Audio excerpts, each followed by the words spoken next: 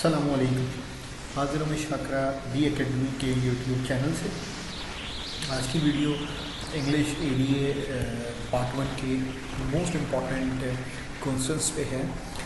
English में ख़ातिर ख़्वाह आपके पास इम्पॉर्टेंट क्वेश्चंस कुछ होते नहीं हैं, लेकिन मैंने कोशिश की है कि मैं तमाम टारगेट ऑडियंस को जो हमारे चैनल से जुड़े हुए हैं उनको फैसिलिटेट करने के लिए एक वीडियो के थ्रू मैं पूरा कोर्स और पूरा मामला जो है कि आपने पेपर इंग्लिश का किस तरीके से हैंडल करना है समझा दूँ। तो उम्मीद है कि आप लोग आखिर तक हमारा साथ बना के रखेंगे ताकि आपको पूरा कॉन्सेप्ट इंग्लिश के पेपर से रिगार्डिंग सारी चीज़ें समझ आ सके।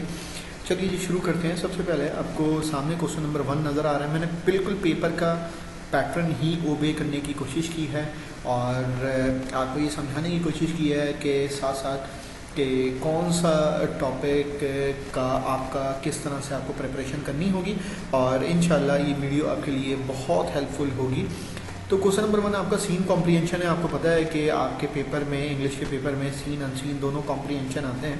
तो मैं थोड़ा सा आप लोगों को समझाने के लिए चीज़ बता देता हूँ कि सीन क्या होता है और सीन कहाँ से आपको मटेरियल दे रहे होते हैं वो, और इसी तरह अनसीन का वो पैराग्राफ आपका कहाँ से दे रहे होते हैं। सीन कॉम्प्रीहेंशन आपके अपने चैप्टर से लिया जाता है और हमेशा याद रखिएगा कि मैं इसमें हमेशा रिकमेंड करता हूँ कि सीन कॉम्प्रीहेंशन को ख़ास तौर पे चैप्टर्स को थ्रू आउट पढ़ के जाएँ। नहीं तो आप हमारा जो मेरे अपने स्टूडेंट हैं वो तो हमारे चैप्टर्स में समरी दी हुई होती है या चैप्टर्स के शुरू में जो समरी होती है हमारे नोट्स में वो सारा वो रीड आउट करके जाते हैं। तो आप लोगों के पास भी जिस टीचर के पास आप पढ़ रहे होगे या जो भी आपकी स्ट्रेटजी होगी, आपने कोई नोट्स या रेफरेंस या कुछ भी आपने लिया होगा, परचेज़ किया होगा, तो लाजमी सूरतों में वहाँ पे समरी दी हुई होगी, चाहे उर्दू में हो या इंग्लिश में। मैं इंग्लिश में रिकमेंड करता हूँ पढ़ना समरी, क्योंकि आपको ताकि उन अल्फाज से भी आप फेमिलियर हो जाओ, जान जाओ उन अल्फाज को जो अल्फाज आपको चैप्टर्स में इस्तेमाल किए गए हैं, ताकि आपको सीन कॉम्प्रीहेंशन सॉल्व करने में आसानी हो।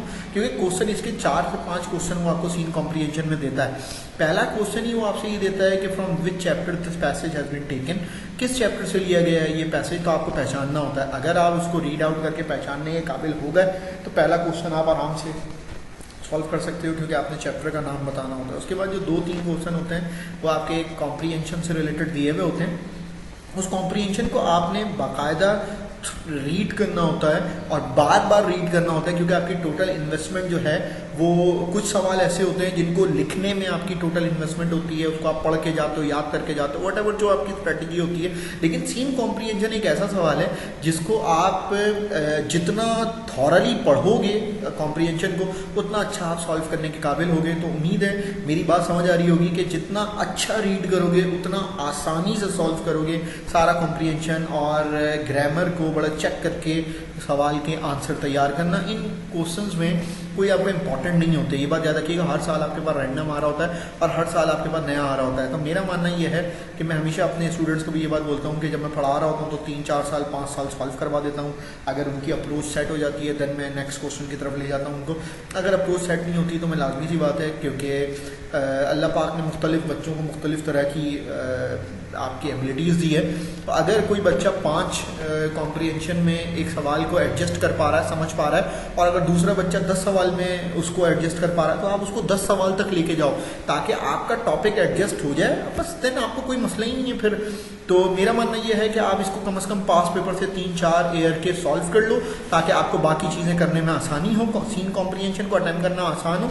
देन आपका क्वेश्चन नंबर 2 आता है आपका अनसीन कॉम्प्रीहेंशन। ये बात याद रखिएगा कि ये रैंडम आता है, ठीक है, यहाँ पे मैंने लिखा हुआ ये रैंडम आता है। अच्छा, ज़्यादातर टीचर्स का और मेरा अपना भी ये ख्याल है कि ये इंग्लिश के न्यूज़पेपर से दे रहे होते हैं या फिर इंग्लिश के आर्टिकल से दे रहे होते हैं ये उठा के, या मुख्तलिफ जो आपकी grammar related comprehension related text books होती हैं या ग्रामर की बुक्स होती हैं, उनमें से ये आपको अनसीन कॉम्प्रीहेंशन, यानी वो आपके लिए रैंडम होगा।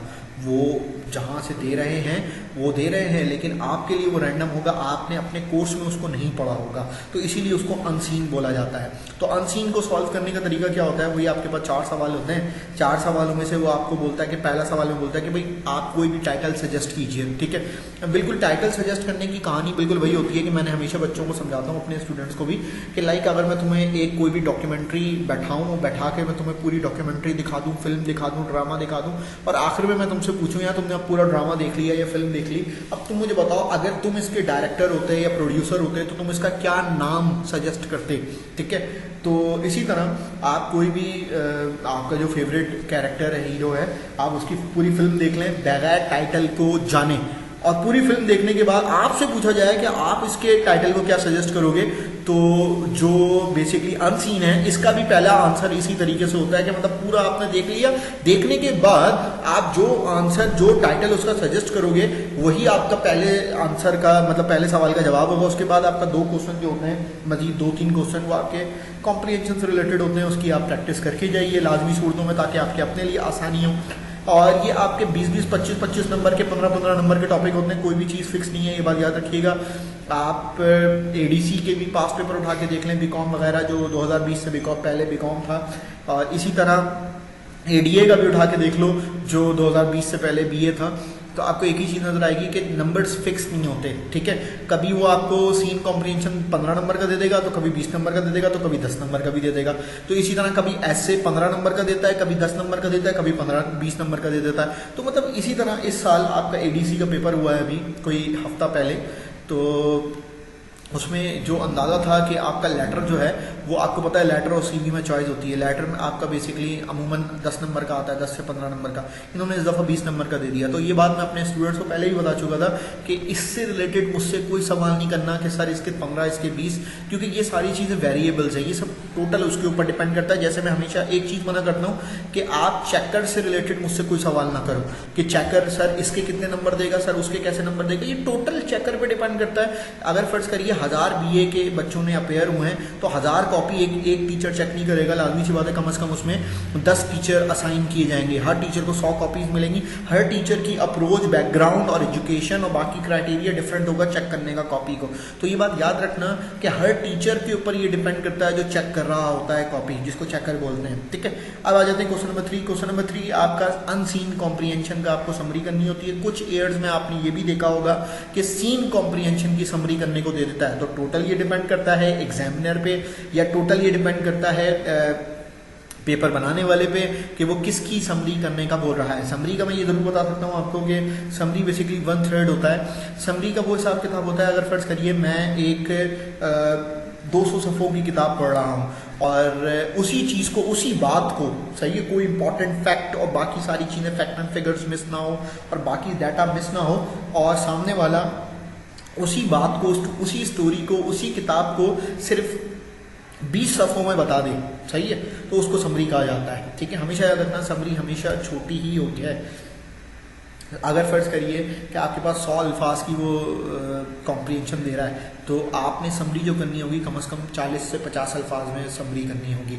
और जब आप समरी करो, तो जब मैं पूरी कॉम्प्रिहेंशन पढ़ूँ और पूरे समरी पढ़ूँ, तो मुझे ऐसा लगेगा यार दोनों एक दूसरे की रिफ्लेक्शन है, मतलब आपने कोई इंपॉर्टेंट डाटा मिस ना किया हो, ठीक है, इसको समरी कहा जाता है। सही। इसके बाद आते हैं क्वेश्चन नंबर 4 में आपके पास है कि आपको कोई भी 2 क्वेश्चन अटेम्प्ट करने हैं। ये आपके शॉर्ट स्टोरीज से लिया जाता है हमेशा, ये चीज़ याद रखिएगा कि ये आपको हमेशा शॉर्ट स्टोरीज से लिया जाता है। अगर आपकी अंग्रेज़ी अच्छी है तो आपको किसी इंपॉर्टेंट की ज़रूरत नहीं पड़ेगी। अगर आपकी अंग्रेज़ी अच्छी नहीं है, आप सिर्फ रट्टा लगाने की तरफ हो, तो उन बच्चों के लिए मैंने मुख्तलिफ chapter wise, short stories wise question को कैटेगराइज कर दिया, वो स्क्रीनशॉट ले सकते हैं, ठीक है जी। अच्छा, इस आपके पास क्या चार्ल्स हो गया, a man who had no eye, ये 5 आपकी शॉर्ट स्टोरीज हैं। आप 5 की स्क्रीनशॉट ले लिया आपने, आ जाएगा ग्रामर का एक सिंपल सा रूल है, कुछ वीडियोस हमारे चैनल पे भी मौजूद है, लाइक आपका करेक्ट फॉर्म ऑफ वर्ब मौजूद है, लाइक आपका एक्टिव पैसिव की कुछ डायरेक्ट इनडायरेक्ट की कुछ वीडियोस मौजूद है, और भी बहुत सारी मैं वीडियोस कंपाइल कर रहा हूँ। तो आप अगर हमारे चैनल पे होगे तो आपको बहुत सारा फ़ायदा हो सकता है हमारे चैनल से। सही है, साथ साथ हमने एक सीरीज़ भी शुरू की हुई है कि पेपर आपका अगर फर्ज करिए आज है 5 बजे ख़त्म हो रहा है तो 6 बजे हम उसके सोल्यूशन, ताकि आप उसके सोल्यूशन सारे चेक कर सको, और साथ साथ हम पूरे पास पेपर तकरीबन 20 साल के सोल्यूशंस ग्रामर के क्वेश्चन नंबर 5 जो आपके 6 टॉपिक आते हैं, आपके पास टोटल 9 टॉपिक होता है, 9 टॉपिक की लिस्ट आपके सामने, इन सबको आप प्रिपेयर करके जाओगे तो आप 25 से 30 नंबर की ग्रामर अटैम्प्ट कर पाओगे। कभी वो 25 नंबर की देता है 5-5 नंबर का एक टॉपिक, कभी वो 30 नंबर का देता है। तो ये टोटल डिपेंड करता है आपके जो ये क्रिएट कर रहा है, पेपर तैयार कर रहा है, ये टोटल उसके ऊपर डिपेंड करता है, ये आपके मेरे या आपके टीचर के ऊपर डिपेंड नहीं करता। ठीक है, तो ये ग्रामर है, ग्रामर का क्वेश्चन नंबर 5 है। क्वेश्चन नंबर 5 में सारे सॉल्यूशंस हम अपने चैनल्स पे अपलोड कर रहे हैं, तो हमारे चैनल से कनेक्ट रहिए। इसके बाद आ जाएगा आपके 6, क्वेश्चन नंबर 6 में ऐसे है। यहाँ पे मैंने लिखा हुआ भी है कि ऐसे फॉर्मेट में ऑलरेडी अपलोड कर चुका हूँ, जिसको बहुत सारे चैनल्स ने कॉपी किया है, कॉपी करके अपने चैनल्स पे अपलोड कर दिया है। और जिस चीज़ को मैंने और बहुत सारे टीचर्स गैर ज़रूरी तरीके से हमारी वीडियो से स्क्रीनशॉट ले रहे हैं, स्क्रीनशॉट लेके PDF कंपाइल करके, इवन हमारा लोगो जो पहले यहाँ पे था इसको हमने अब इस वक्त जो है वो वाटरमार्क की सूरत में भी डाल दिया है, क्योंकि चीज़ें बहुत ज़्यादा चोरी हो रही थी और बहुत ज़्यादा कॉपी की जा रही थी, क्योंकि पॉपुलैरिटी को देख के, सारी चीज़ों को देख के इंतहा से ज़्यादा चीज़ें चोरी हो रही थी और हमें क्रेडिट भी नहीं दिया जा रहा था। इस वजह से हमने इस वक्त तो बिल्कुल सादगी के साथ किसी पे कोई ब्लेम गेम नहीं खेला और हमने खामोशी इख्तियार की, लेकिन इंशाल्लाह आने वाले वक्त में हम इनका भी इलाज निकालेंगे अगर ये बाज ना आए।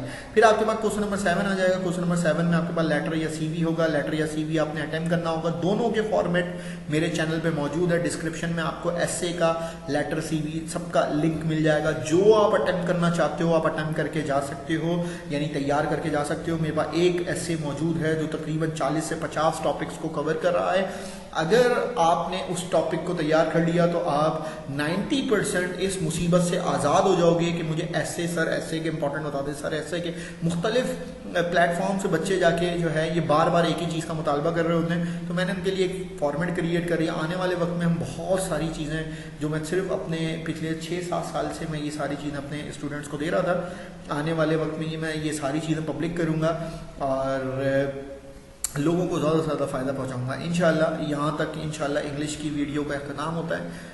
आगे मज़ीद इम्पोर्टेंट्स के साथ ADA के दोबारा हाजिर होंगे, तब तक के लिए अस्सलाम वालेकुम।